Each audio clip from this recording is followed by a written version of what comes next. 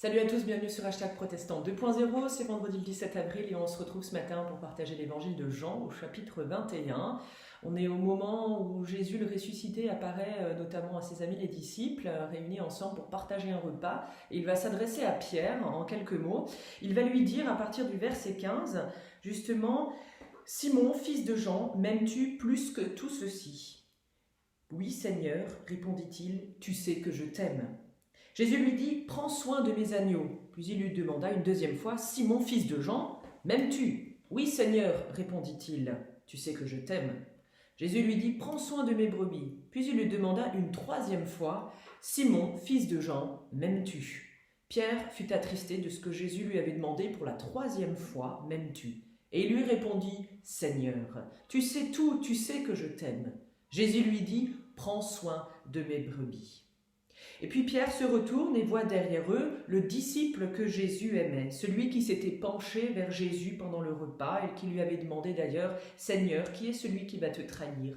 Pierre le voit donc et dit à Jésus « En lui, Seigneur, que lui arrivera-t-il » Jésus lui répondit « Si je désire qu'il vive jusqu'à ce que je revienne, que t'importe? Toi, suis-moi. » La nouvelle se répand alors parmi les croyants que ce disciple ne mourrait pas. Pourtant Jésus n'avait aucunement dit à Pierre « Il ne mourra pas ». Mais il avait dit « Si je désire qu'il vive jusqu'à ce que je revienne, que t'importe ?» C'était ce même disciple qui témoigna lors de ces faits et qui les a mis par écrit, et nous savons que ce témoignage est vrai. Et puis Jésus fait encore beaucoup d'autres choses. Si on les racontait par écrit l'une après l'autre, je pense que le monde entier ne pourrait pas contenir les livres qu'on écrirait. Alors chacun a un rôle et les rôles sont bien répartis. Jésus revient pour donner une dernière fois un coup de main aux disciples. Et il va dire à Pierre, voilà, c'est toi qui vas te conduire mes brebis. C'est pour cela que par 3 fois, il va lui demander, m'aimes-tu vraiment ? Le disciple que Jésus aimait tant, eh bien, depuis le début, on se demande qui c'est. Alors on sait que Jean et son frère Jacques sont pêcheurs au moment où Jésus va les voir, tout au début.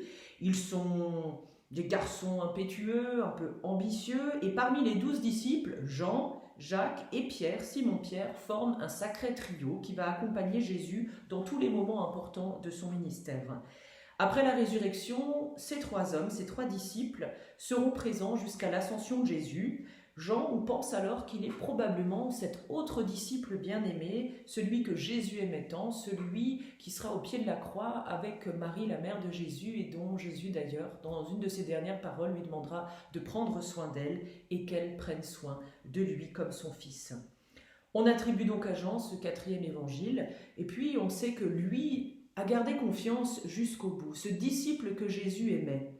On sait aussi que c'est lui qui mettra par écrit justement tout ce qu'il a vu et 2000 ans plus tard, aujourd'hui encore, quiconque lit ce témoignage, c'est écrit dans la Bible, eh bien, celui qui croit peut raconter à son tour, comme ce disciple, ce que Jésus a fait tout au long de son ministère. Gardez confiance. C'est pas forcément évident avec ce confinement. Alors c'est sûr, pour partager avec vous ce matin une petite histoire aussi, une histoire qui se veut un peu spirituelle, on va dire, vers où est-ce qu'on peut garder confiance, vers quoi tendre ? C'est l'histoire d'un fou qui veut aller vers le soleil. Un savant, qui est très raisonnable, va lui expliquer que cela n'est absolument pas possible parce que la chaleur de la lumière du soleil va le faire fondre avant même qu'il ne parvienne à son but s'il s'en approche. Alors le fou répond très simplement, avec un air très confiant, au savant, « Eh bien, dans ce cas, j'irai de nuit. » Garder confiance jusqu'au bout. C'est aussi un petit peu ça la folie de la foi chrétienne, garder confiance envers et contre tout. Alors nous pouvons prier avec ces mots. Seigneur, quand la vie me fait peur, avec son cortège de changements, de bouleversements dans ma vie et d'inconnus, tu me dis, toi, confiance. Quand j'ai mal dans mon corps, si je suis touché par la maladie ou que la souffrance et la peine me rendent prisonnier, me découragent, toi, Seigneur, tu viens me redire confiance. Quand l'envie me prend de baisser les bras, lassé par les combats et usé par les échecs, toi tu me dis confiance. S'il y a de la violence qui semble être le seul message possible autour de moi, et le chacun pour soi la seule réponse, toi tu me dis confiance. Quand le sourire apparaît, que la main se tend et que le cœur s'ouvre, ton royaume est partagé. Tu m'as dit confiance. Amen. On se retrouve tout à l'heure pour une vidéo très british à 11h avec un message tout en finesse et en humour d'une de nos collègues. À tout à l'heure.